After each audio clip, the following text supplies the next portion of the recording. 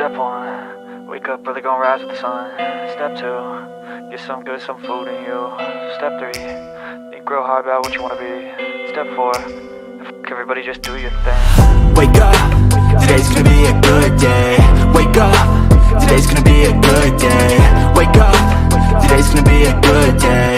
Wake up, today's gonna be a good day. Wake up, today's gonna be a good day. Wake up, today's gonna be a good day. Wake up, today's gonna be a good day. Wake up, today's gonna be a good day. Yo. Set your affirmations, aspirations. I got shit to do, the aftermath of preparation. Good food, good mood, blood in circulation. One step at a time, yeah, that's how you make it. Set a goal you control and the steps you take them. I try to pick one thought, have some concentration. And if I make a mistake, it's called education. I try to do this every day, call it replication. Wake up, today's gonna be a good day. Wake up, today's gonna be a good day. Wake up, today's gonna be a good day. Wake up, today's gonna be a good day. Wake up, today's gonna be a good day. Wake up, today's gonna be a good day. Wake up, today's gonna be a good day. Wake up, today's gonna be a good day. So life ain't easy, yo, I think there's a reason though. Ups and downs, just like every different season, yo. Sometimes I'm high, other times I'm barely breathing, though. I always gotta fight and hide from the demons, yo. Negative thoughts are poison, they rot. Head full of flies, so here come the clouds. They'll never stop unless I can swap all the bad for the good in my head when I'm lost. Yeah, so I'ma fake it till I make it. Positive thoughts are overtaken, I got patience. One day at a time is how you operate a cadence. A flow, you grow, you show yourself a foundation. Stay away from all the shit that causes temptation. I know that I like to do it cause it's sensation. I live my life in my head like a narration. Don't expect greatness, do my best, man, I'll take it. Wake up, today's gonna be a good day. Wake up, today's gonna be a good day. Wake up, today's gonna be a good day. Wake up, today's gonna be a good day. Wake up, today's gonna be a good day. Wake up, today's gonna be a good day. Wake up, today's gonna be a good day. Wake up, today's gonna be a good day. Wake up, really gonna rise with the sun. Step 2, get some good, some food in you. Step 3, think real hard about what you wanna be. Step 4, everybody just do your thing. March 31st, 2024, Easter Sunday. Christ has arisen.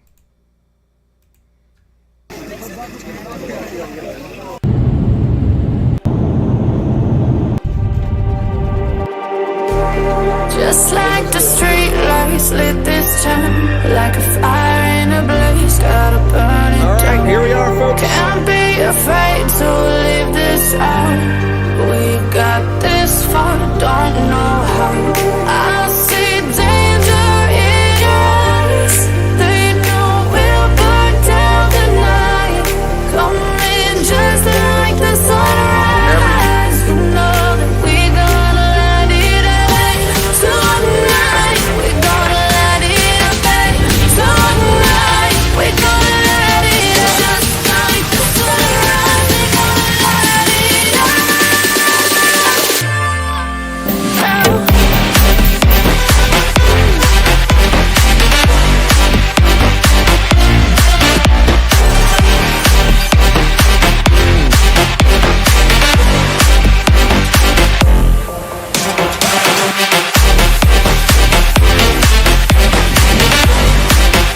Welcome back once again. This is Chris Report, and he assured me that St. Simon's down in Boulders. Folks, this is Chris Wyatt reporting from South Africa.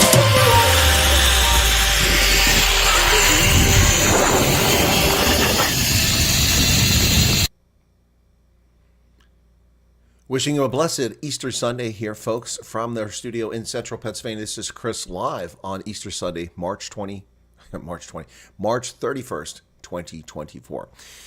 Hope you're all well today. This, of course, is a Christian holiday to celebrate the rising of Christ after his crucifixion by the Romans. Welcome back, folks. I hope that your weekend has gone well. It's been a mixed bag for people around the world. Some things have gone well, some things not so well for others. But we're going to talk a little bit about news today. My plan is just a brief broadcast today we'll keep it to 1 hour. It's the plan, Easter Sunday, let people get back to their family. But I do know that not everybody has family and friends around, and not everybody has the wherewithal to go places and do things. And so therefore it's necessary to do these broadcasts to share this sense of community with those who join us. And thanks for everyone joining us on Easter Sunday. Speaking of joining us, let's say hello to everyone in the chat as we get started here for the broadcast. First up, out of the gate, Monologue Seabrits. Of course, I didn't announce this stream. I was kind of knackered and fell asleep last night around midnight. Woke up at 3, couldn't get back to sleep. I had some thoughts going through my head, and then finally put on The Universe, a space show from the History Channel, and managed to drift off. Woke up a few hours later, and then was very tired, and put it on, watched it in the background, the story of the ringed planets in our solar system, and many other things, and then drifted off back to sleep. Got up a little bit later than normal, and started my Easter Sunday. So much work to do today. Probably should have got up at 7 a.m., which was my original plan, and just got to work then. Oops, there's an aircraft flying overhead on Easter Sunday. But Monologue Seabrits is here at the beginning, and Teresa as well. Sue Walsh, all three. Malcolm Clote, all four made it under the wire, even though the broadcast was announced just moments before we went live. Sue Walsh came in right at the top of the hour. Gus is here. And then Janet says hello from South Africa. And who else got there? David popped in here. Paulie, the brains behind the operation, Jan Thurion is here and said, what did the Easter Bunny bring for old Ramaphosa? Not good news, I'm sure. Ulrich Fenta is back again. Good to see you then. Casper Labaskakne, welcome to Nick Muller. Erica's here. Erica, hope you're well. And then moving along there, what else we got there? Allison is here. Ken says, another few couches and balls. Gus is back. Malcolm Clote, I mentioned already. Malcolm, good to see you there. Teresa, Hester, hey Hester, how are you, young lady? Vilma Rasmus, another young lady, how's it going, Vilma? And Brian Lawrenson, Teresa, Pip Jacobs, Julie Russell, hey Julie, and Mike is in from Pennsylvania. Welcome, Mike. Julie says, I was ready to start the day from the time I went to sleep, says Julie. Okay. Leovin says, Danke, Chris, for taking the time with us. We appreciate it. It's my pleasure, Leovin. It really is my pleasure. Thank you so much for that. I do appreciate it. And yeah, who else we got here? Yeah, you guys are really nice. Show me a nice part of Santa in there that I never thought I'd ever walk in a building like that. Paul Dufton is here. And Alan Coates is back. And I think I said Brian Lawrenson already. Welcome, everybody. Well, I hope your Easter Sunday is going or has gone well. Boy, I'll tell you what, had a really exciting month here on my solar panels, a bunch of 40-plus kilowatt-hour days, and then set a record a couple days ago. There's the super chat from Leovin. Thank you so much, ma'am. Really do appreciate that. Yeah, I had a really good number of days, and then suddenly I went in a crapper the past few days. Lots of cloudy, overcast days, and ironically, in the past 5 days, I've had one good day, and that's the day we set the record here at this abode. Actually hit 44.7 kilowatt hours on the 29th, so a couple days ago. But then yesterday was crap, just 13, and today just 6 so far. So even had a day that had just, well, yeah, a couple 6s. So anyway, but for the month, still going to set a record here. If in March, it'll be 774 kilowatt hours. If we'd had a really good day, I could have gotten 800, but it looks like it's a bit overcast, so I'm not going to make 800. But hey, extra juice all the same. Ray Max, welcome to you. Loudine Monday, I think I said hello, Loudine. All right, cool. And YouTube is telling me now would be a good time to insert advertisements. I'm not going to do that. We're going to just close that window and not insert any advertisements. Folks, good to see you again. Got to tell you, the more I learn about politics and race running, the less tasteful I find it. Of course, as a political scientist, I knew that it was likely to be an unpleasant thing, but the behavior of people is really, frankly, astonishing me. I mean, I come from an organization where people behave themselves. If they don't, miscreants get punished and they get sent packing. Anyway, it's just, it's been a very eye-opening experience here, expensive lesson, and hopefully I win. So that is coming up in just a matter of days, folks. April 23rd is the primary here in Pennsylvania. It's a foregone conclusion. Donald Trump has already got the nomination on the Republican side, Joe Biden on the Democratic side. However, the down-ballot races do matter. Selecting people for offices, and in the race I'm running, there are 5 candidates, so it matters, and you need registered Republicans here in the 92nd to go to the polls and pull that lever for me so that I can advance on to the November general election. So there you go. Had a crap start to Easter, broke my arm. Oh my goodness, Teresa, I'm so sorry to hear that. That's horrible. I presume you've got it in a cast now. Good Lord. You got to stop beating up your neighbors. Can't be beating people with your arm there, Teresa. That's how that happens. No, I'm just teasing. Wow. Anyway, good Lord. Hey, Ray, how you doing there? Good to see you, Ray Max. Okay, folks, let's just talk about events. A couple of things off the top of my head rather than going through, and then I'll talk about my opening monologue. So just a couple things very quickly, and I'll do my opening monologue, which now is becoming a feature of the program, kind of like, what's his name? Bill O'Reilly used to do. Anyway, first off, out of the gate here, we've got the election continuing, the campaign in South Africa, and the ANC is terrified of the Mkhonto we Sizwe party, taking steps now to counter their growing influence in KZN. Many analysts now predicting that the ANC's top contender in KwaZulu-Natal is MK. Well, that's not a hard prediction to make, but my prediction is that the ANC, it's not the ANC's top contender, it's the province's potentially top contender. I expect to see the vote now split 3 ways, not evenly, but heavily split 3 ways, possibly 4 ways between Inkatha, ANC, MK, and the DA, which has done surprisingly well in KZN. So we'll see. The DA might be the one prediction that's wrong, because you never know who will come home to what matters most to some people, their skin pigmentation, not proper, responsible governance. We'll see what happens. So that's one issue we're going to talk about here. Another we're going to talk about is March Madness and the women's NCAA tournament, where we have a rematch of last year's final, except this time it will be in the Elite Eight to go on to the Final Four, and that is tomorrow night, 7:15 Eastern Standard Time, 1:15 in the morning for those in South Africa. It is LSU against Iowa. Caitlin Clark against Angel Reese. Both players have shown less than good sportsmanship over the past year. Last year it was mostly Angel Reese being the turd. This year, Caitlin Clark has been a bit of a turd on more than one occasion. Nonetheless, both put on stellar performances, and we will see Iowa and LSU in a rematch of last year's title game, in which LSU set a women's tournament record for points scored. Iowa needs more than just Caitlin Clark to step up to the plate to win this game in advance. Iowa had not made the NCAA Final Four since 1993 until last year when Caitlin Clark led them there. This year, they have a chance to make it back once again.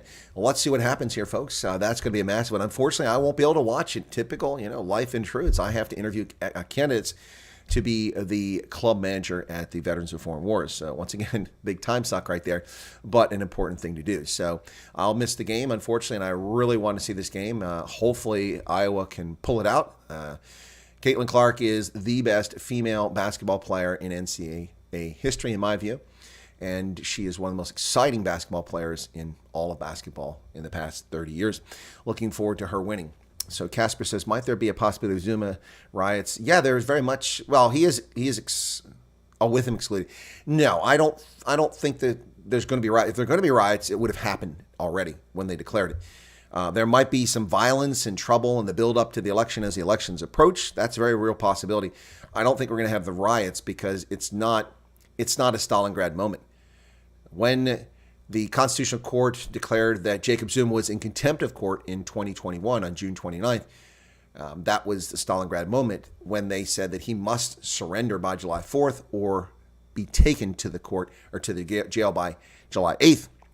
And that was the Stalingrad moment. That was the moment. And so when he didn't show up at the court, and then eventually when he was behind bars, that was their clarion call for their chaos inside the African National Congress.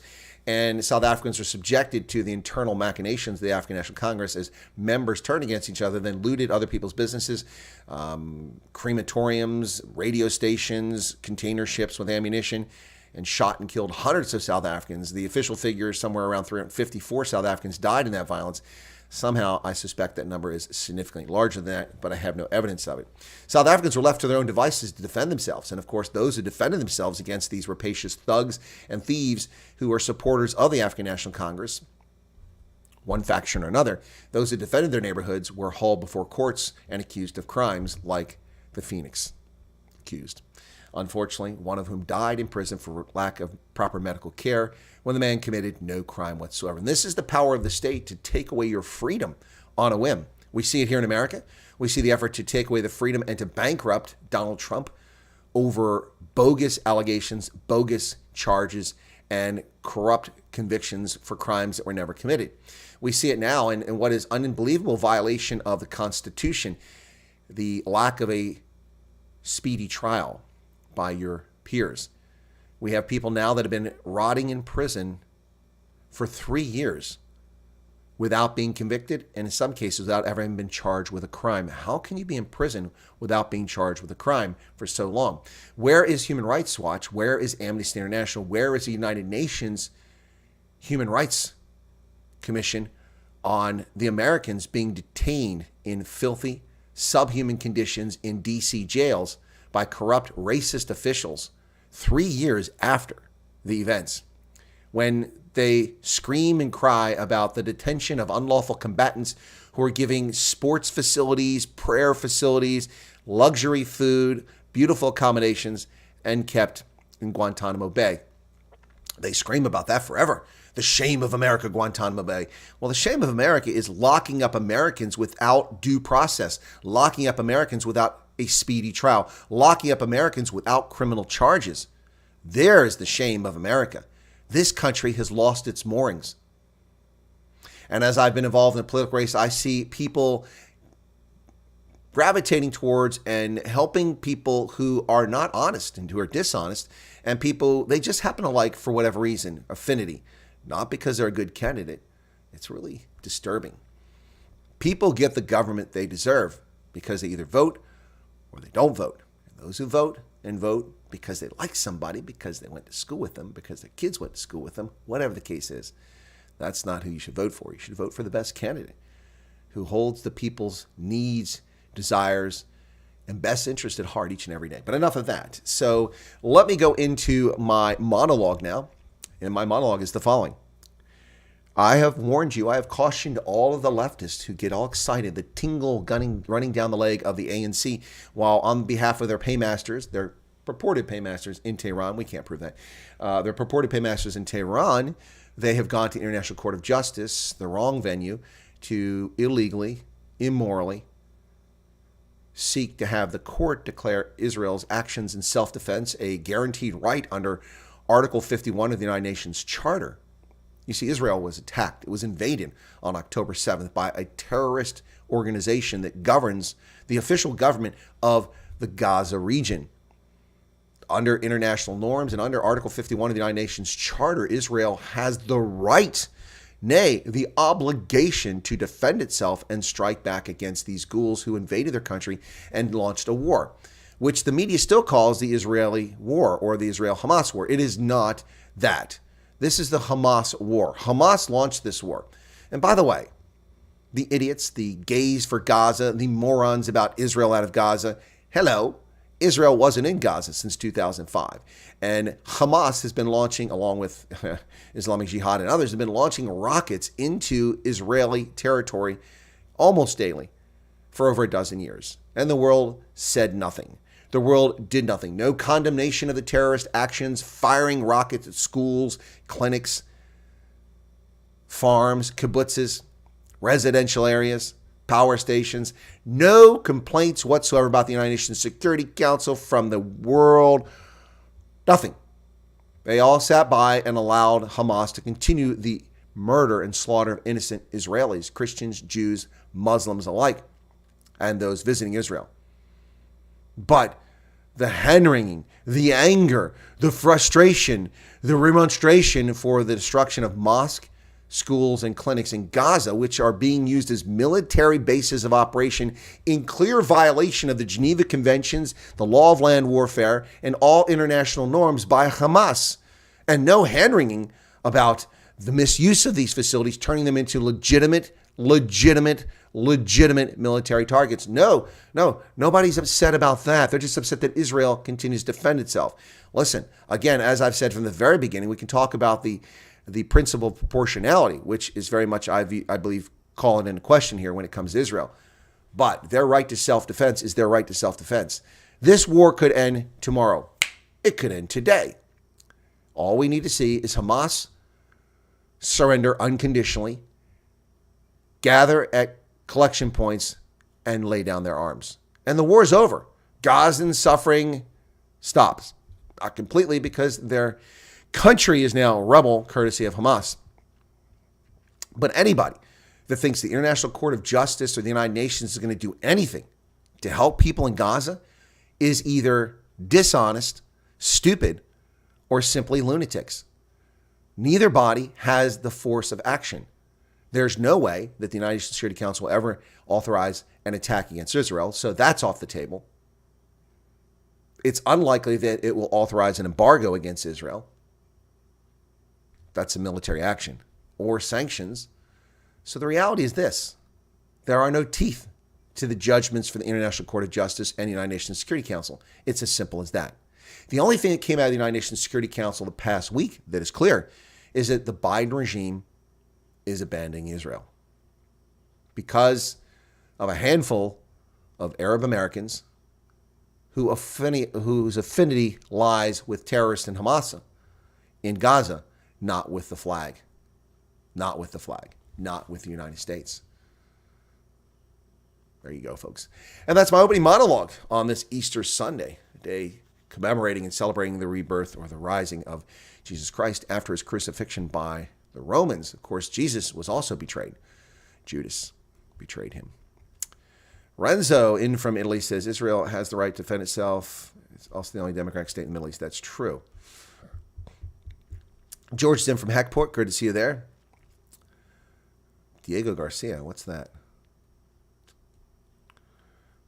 I know what Diego Garcia is, but what's the point? It might not be possibly Zuma riots with Zuma barred from out. Oh, yeah, that was a question you asked. Okay.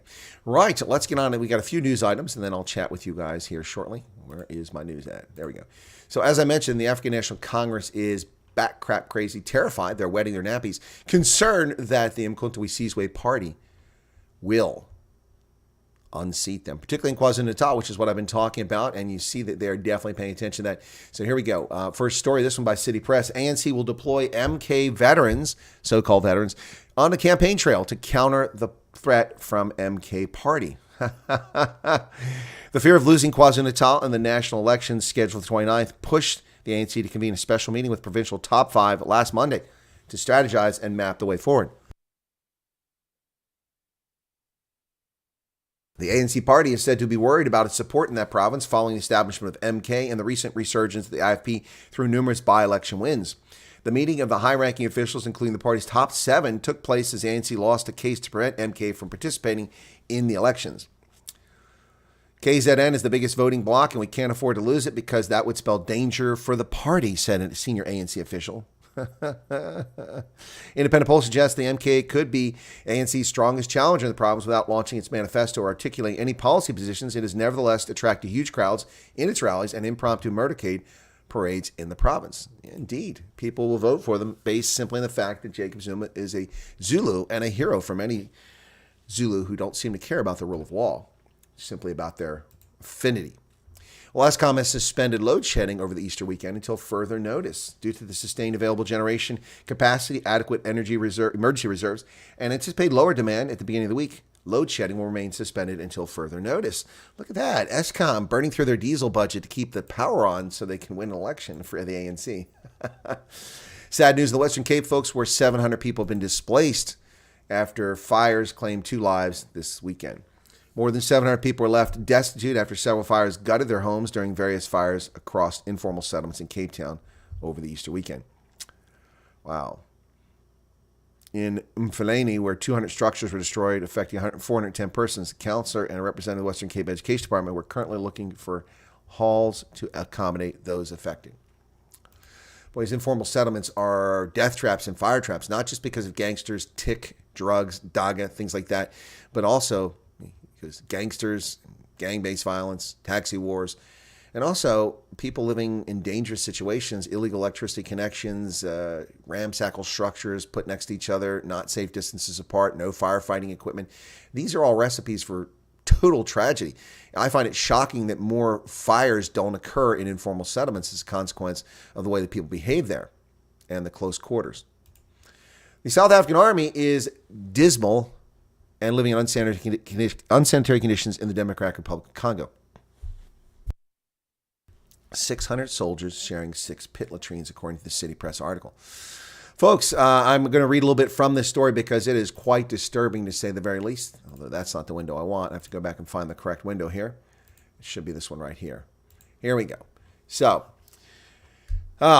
more than 600 South African soldiers recently deployed to part of the SADC mission to the DRC have to do without field kitchens because they've not been delivered.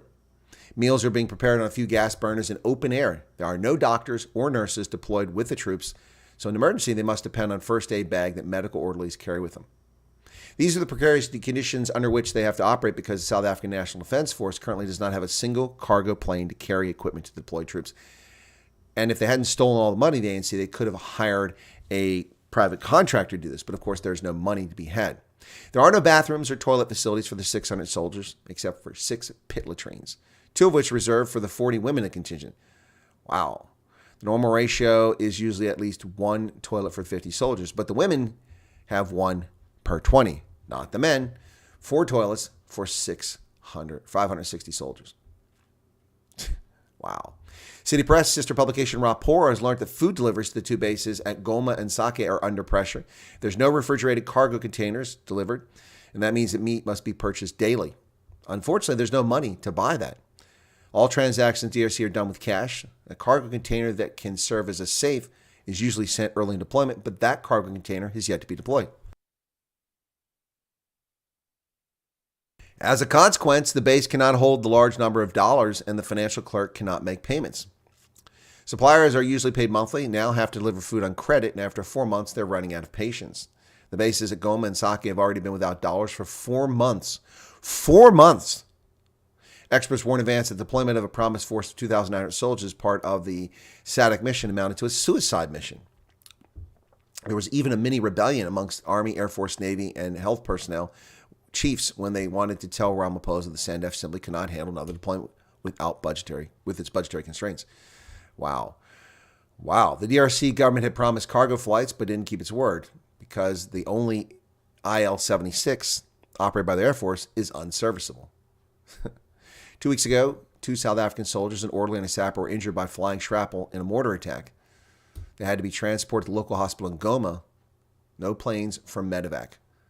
Only a portion of the artillery weapon systems have been delivered, and proper heavy artillery cannot be deployed against rebels.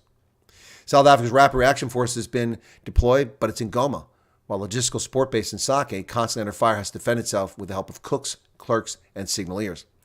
Fewer than 50 soldiers have been deployed so far. They're the only ones available to meet the medical requirements for foreign deployment and are not already being used in Mozambique or for border protection. Wow.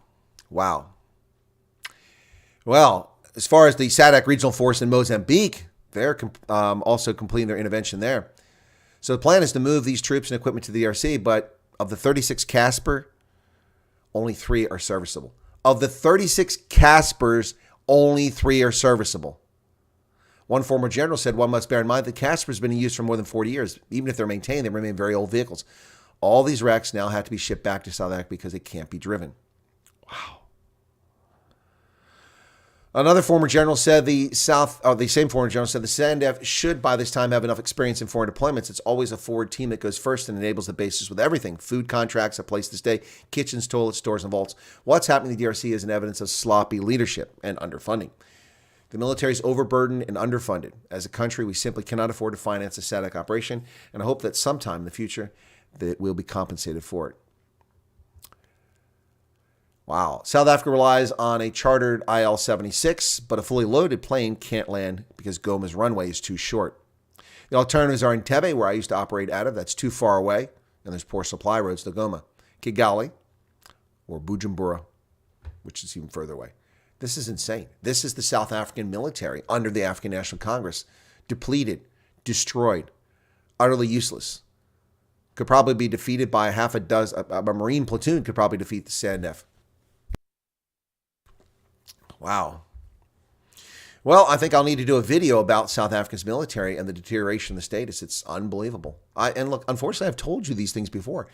But the extent of this, it's not at all surprising. Military operations are intensely complicated, ladies and gentlemen. It takes an awful lot. Having been in every role, from loading tanks onto trains for railheads, to ports, port operations, to contracting, to being the guy buying stuff, to being the guy who carried the cash.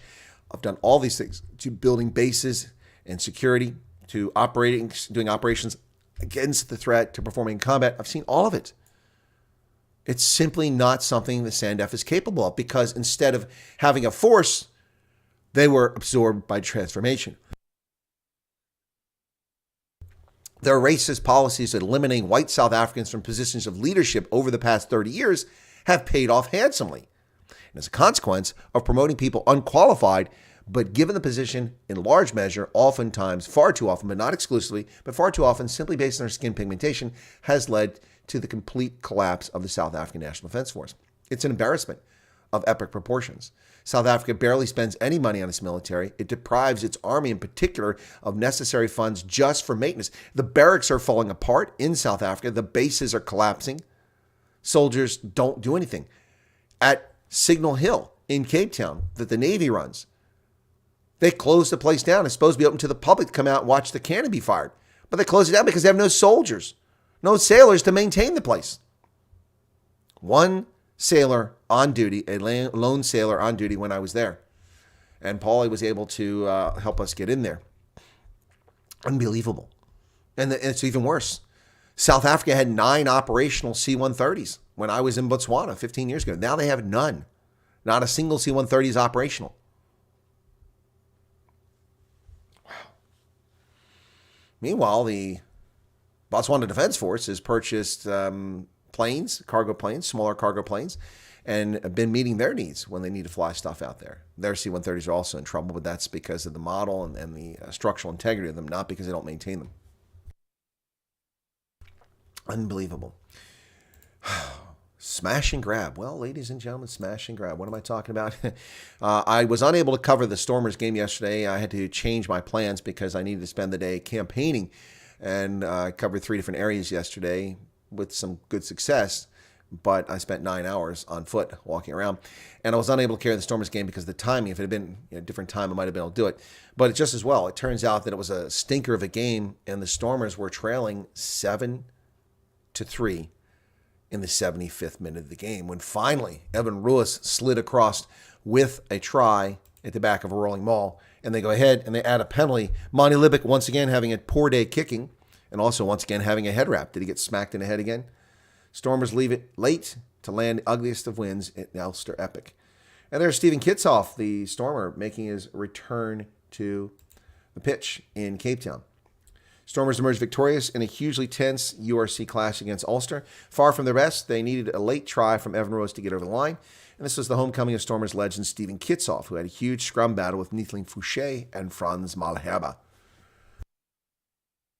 It was ugly. It was frustrating. But in the end, how much does it really matter? Stormers 13, Ulster 7. 4 points, taking the Stormers out now to an 8-5 record. Much better performance. Remember, this team was 2 wins and 4 losses. So minus the horrifically poor performance in Loftus last month, you take that out of the mix, this team has gone 6-0 since then. But of course, it's 6-1. This is much better. Now, they need to continue this pace, but play better going forward. One more home game here against Osprey coming up after the Champions Cup. We've got the Champions Cup coming up now, so we're going to turn our attention to that. Botswana pilgrims, families desperately waiting for news from this horrific bus crash that took place in Limpopo. Botswana pilgrims' families wait in agony after Limpopo bus tragedy that killed 45. This is an absolutely horrific situation. This bus went right off this bridge, the driver failing to make a proper turn. Investigations involving Interpol and SAPS are underway to determine the cause of the horrific crash on the R518 that claimed the lives of 45 people. Initial information was that the driver of the bus traveling from Molopole in Botswana to Moriah in Limpopo to commemorate Easter plunged about 100 meters down the bridge along the Mama Mlakalala Pass. The driver reportedly missed a turn that would have taken the bus on the N11 after going through Groblersberg border post on Thursday. As a result, the bus ended up on the R518 pass. The pass, a high accident zone, is described as one with 26 corners, one of which is a sharp hairpin of 160 degrees with a long bridge at its apex, the length of almost 10 kilometers and a height gain of 415 meters. Not exactly something that a bus should be involved in. An 8-year-old girl who was reportedly flung out of the bus before it crashed through the cement and steel barriers was the sole survivor of the crash. Wow. So someone survived. An 8-year-old girl was thrown out of the bus. Wow. She was admitted to Masebe Hospital in Bakenberg before being transferred to Mokopane. Some family members of the 45 pilgrims who died sat dejected in the corridors of the hospital as officials from Botswana and SA deliberated on the tragedy on Good Friday. Family members did not want to speak to journalists who traveled from Botswana after seeing news of the accident, which happened on Thursday morning in Limpopo. On Friday, Limpopo Health MEC Dr. Popi Ramatuba said the girl's recovering well and not in critical condition. She's in safe hands. Wow. Said the girl had not spoken about the accident, probably due to trauma. She was traveling with her grandmother, who also died in the tragedy. Families now face the prospect of a long wait before they can identify and perform the funeral rites due to the complexity of the identification process. They've salvaged the remains of people, and 34 have been put into body bags. Only 9 bodies were identifiable, however. Good Lord. Wow. Here's the spot where it went over.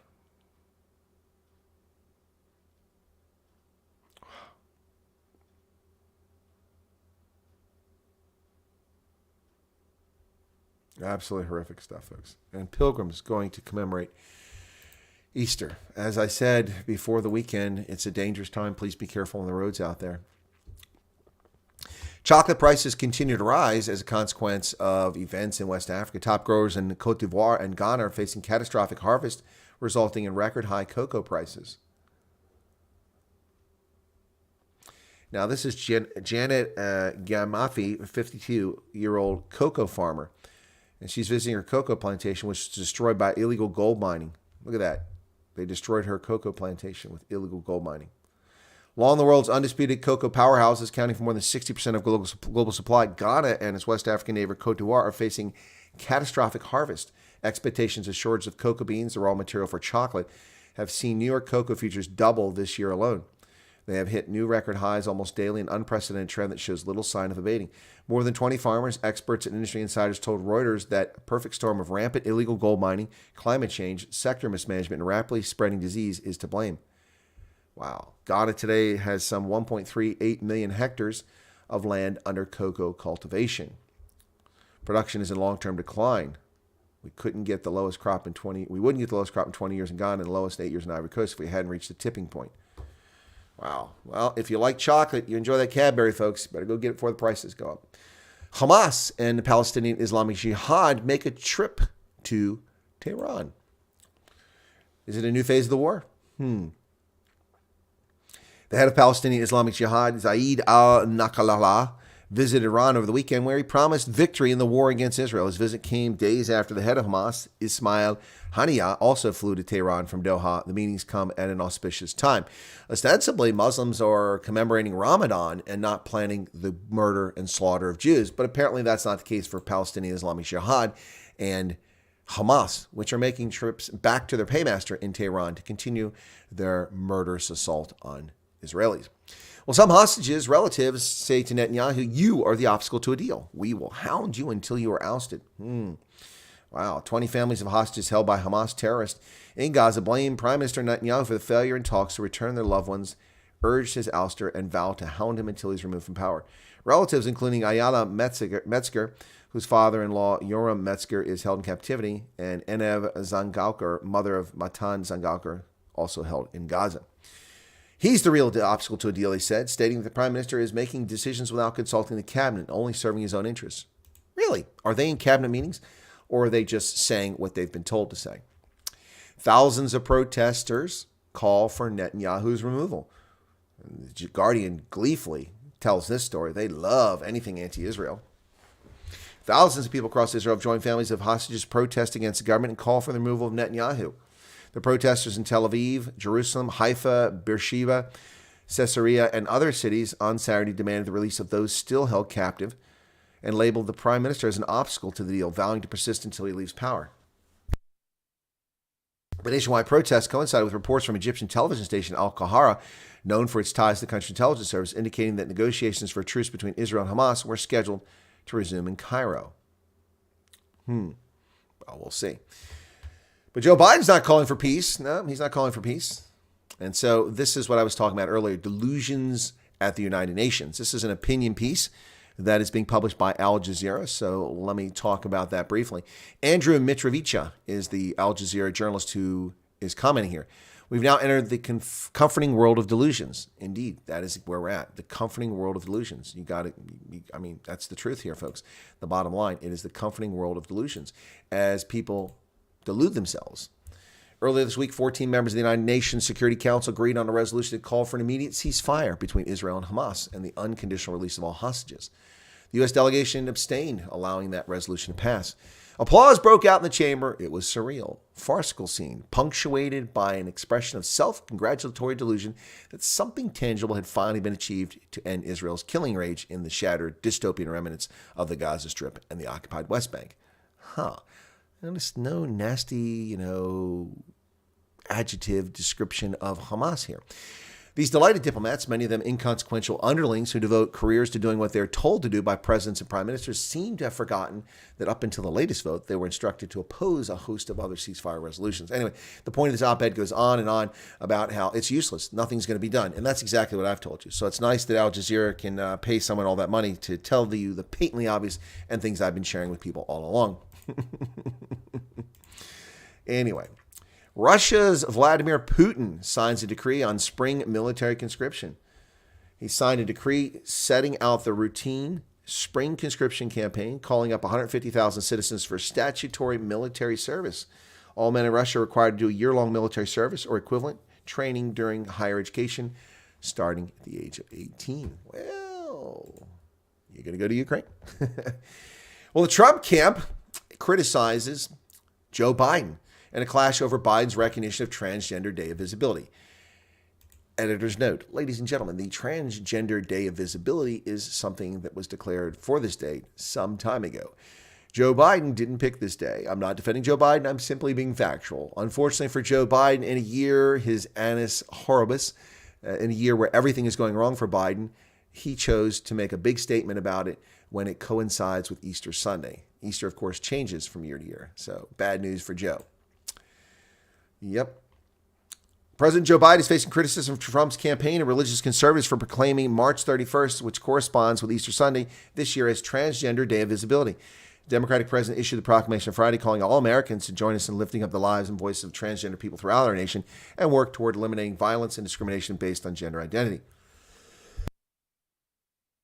But in 2024, the March 31st designation overlaps with Easter. We call on Joe Biden's failing campaign and White House to issue an apology to the millions of Catholics and Christians across America who believe that Sunday is one for celebration only, the resurrection of Jesus Christ, said Carolyn Levitt, the Trump campaign press secretary.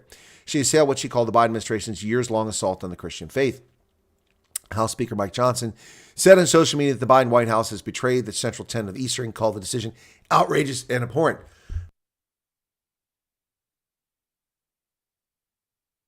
But the reality, folks, is that Biden didn't pick this day, but he does have a years-long assault on Christian faith. There's no doubt about that.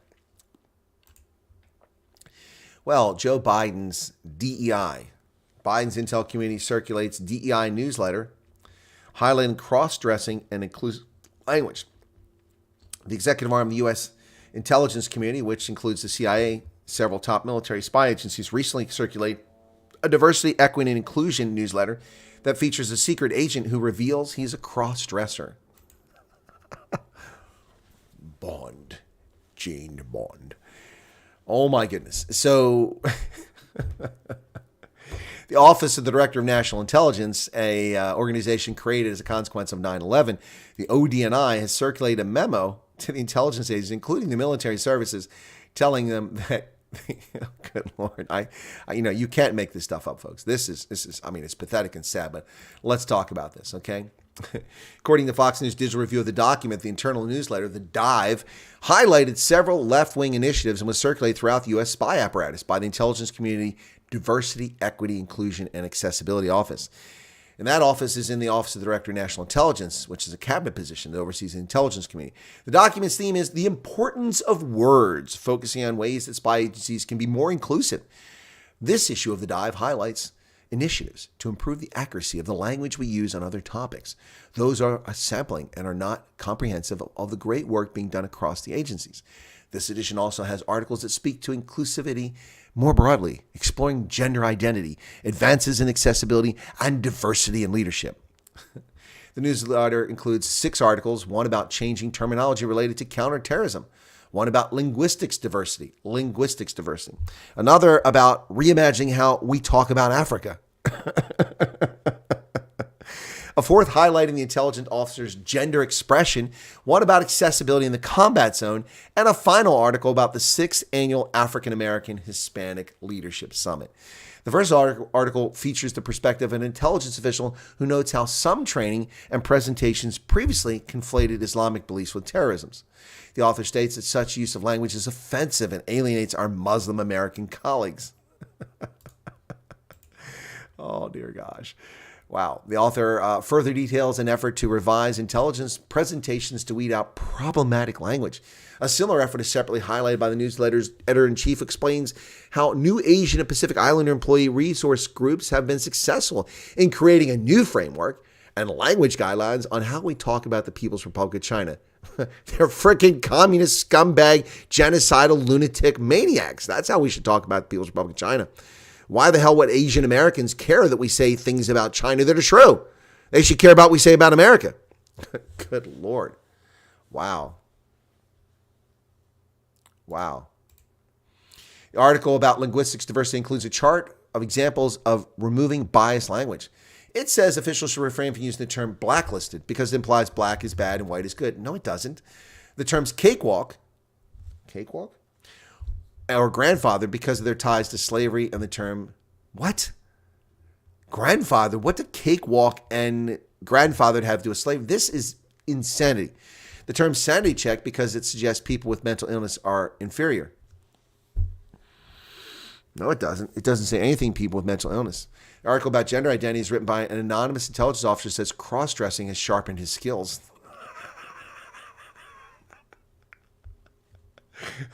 I'm an intelligence officer. I'm a man who likes to wear women's clothes sometimes, the author wrote. I think my experiences as someone who cross-dresses have sharpened the skills I use as an intelligence officer, particularly critical thinking and perspective taking. I'm sorry, this isn't funny, but I can't help. It's absolutely insane, folks. Seriously? Wow. Wow. That's insane. It's challenging for some people to understand cross-dressing and non-binary or gender-fluid people because gender is part of overall identity. Many of us think of our identities as fixed, and some find this approach to gender threatening to their own identity. Listen, Snowflake, if you're an intelligence officer and you're that fragile, you're in the wrong business. The officer said cross-dressing has helped him understand foreign actors, clandestine assets, and how to better support his female and LGBTQIA. Your job is not to support your colleagues in their delusions. Your job is to develop and project and predict intelligence needs of this country, to defend it, not defend your leftist wackadoodle policies.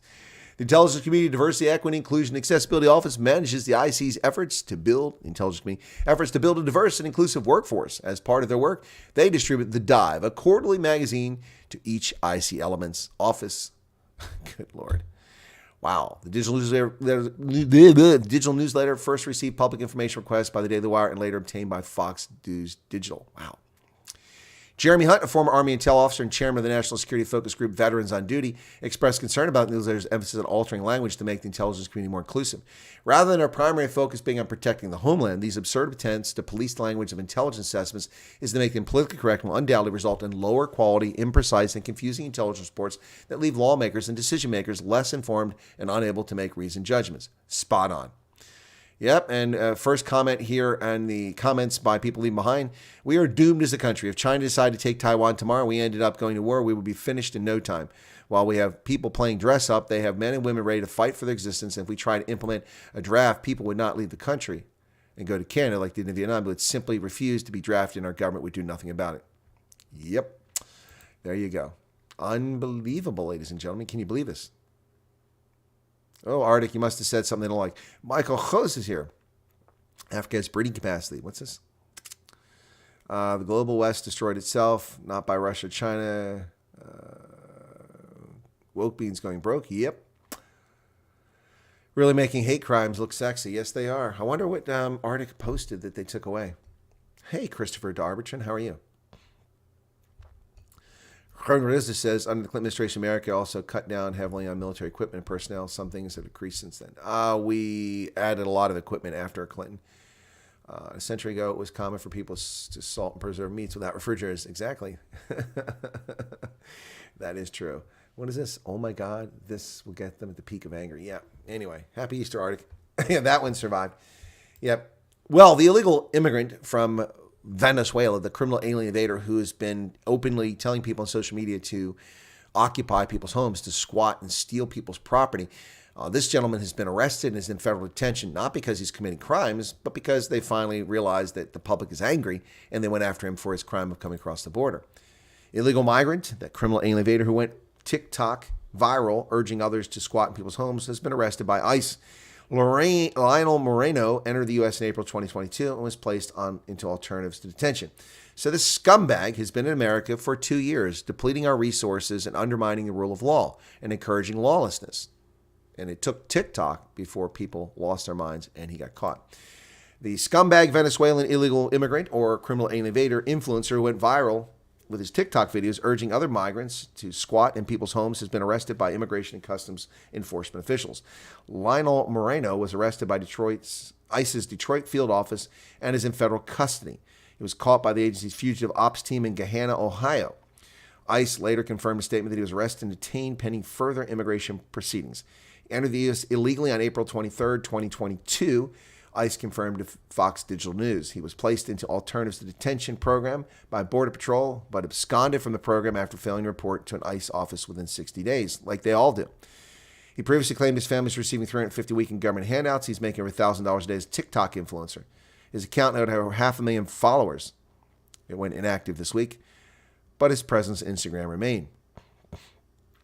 He previously told his audience he planned to make business out of invading, abandoning houses, taking them over on squatters' rights laws, and then selling them for a profit. He claims some of his African friends have told him they've already taken 7 homes in the U.S.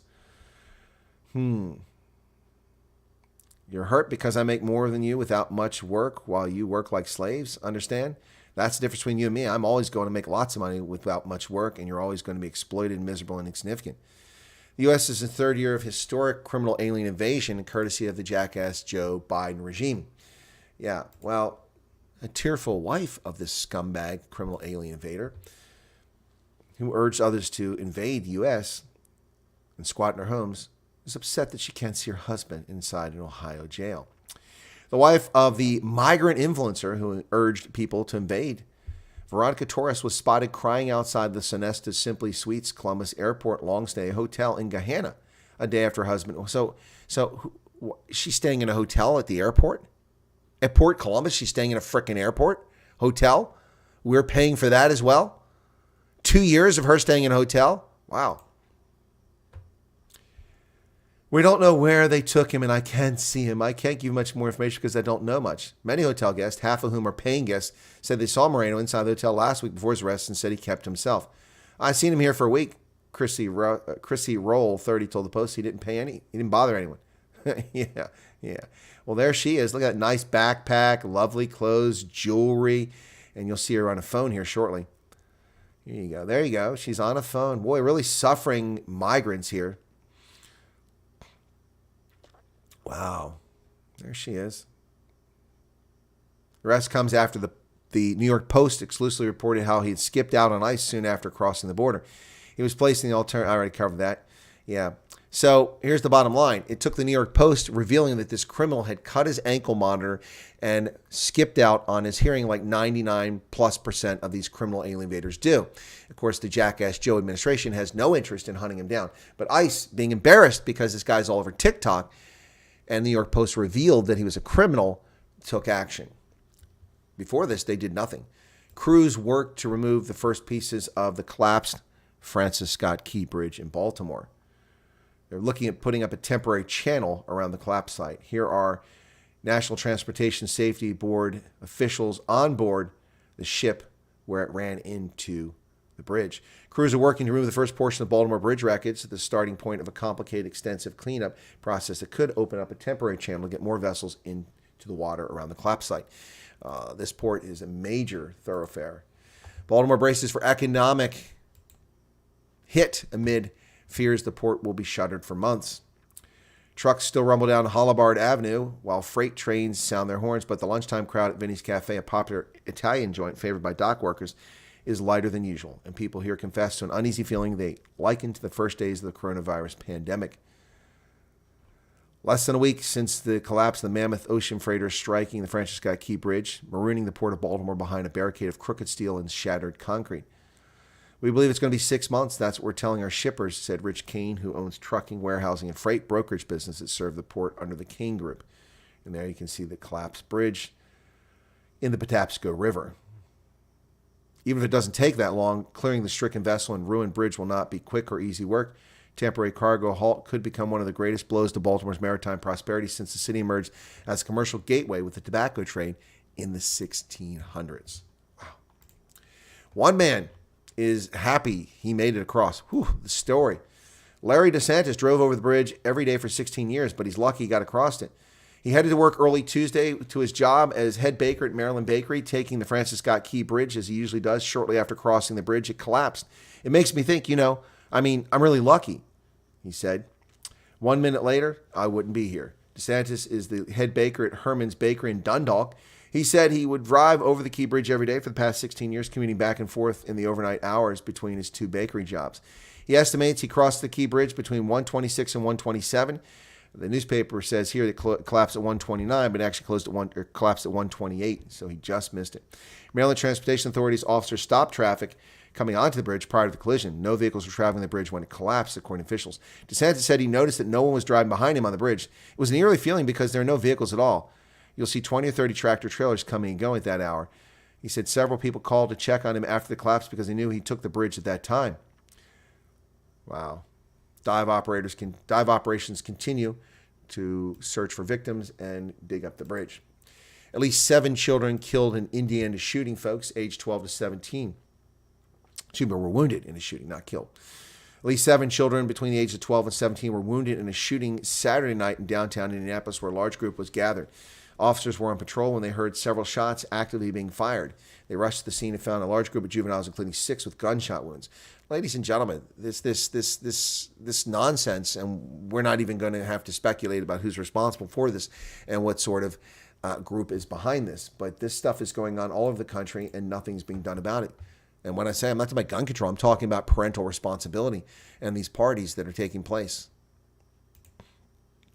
About half of all senior congressional staffers are mulling an exit. The physical and psychological toll of this place cannot be understated. The Washington, D.C. care facility going to lose half of their staffers. Good.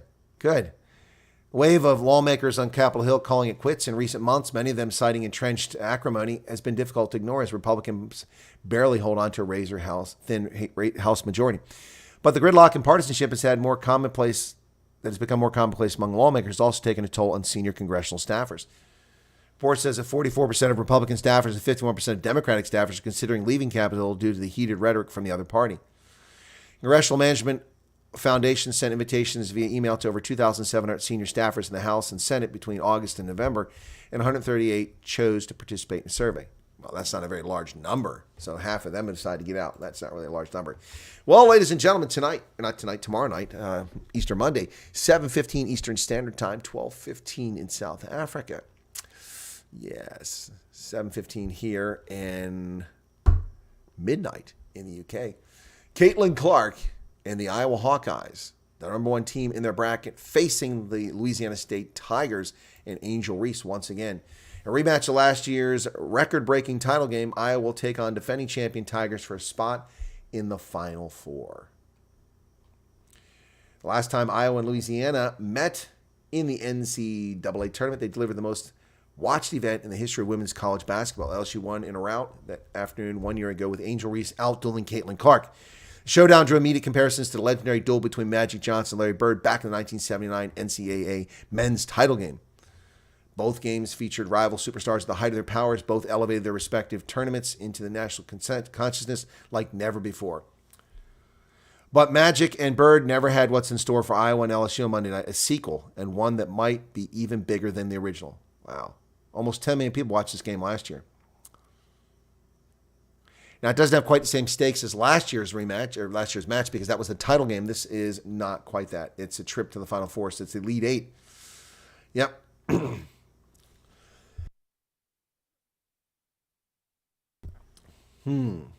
Anyway. We'll see what happens here in that game. And there you have it, folks. That's the news for today. Sorry, clearing my throat there. A barge crashed into a bridge that serves as part of Highway 59 spans Arkansas near... Wow. Hitting bridge is new normal. I don't know about that. Doesn't hold a candle. Oh, where have you gone, Pistol Pete? Yeah, Pete Maravich. Yep. Well, he died from cancer, unfortunately.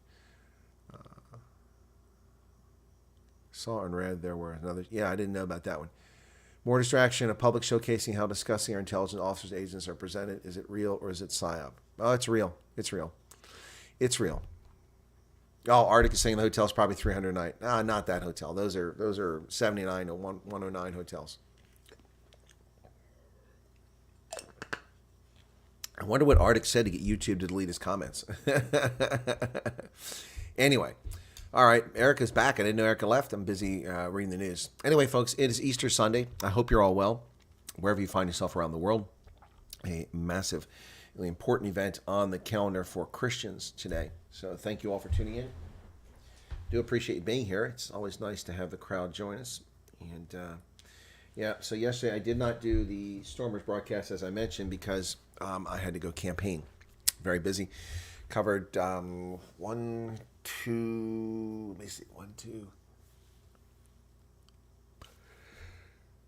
different areas, 2 different townships. So busy day yesterday. Anyway.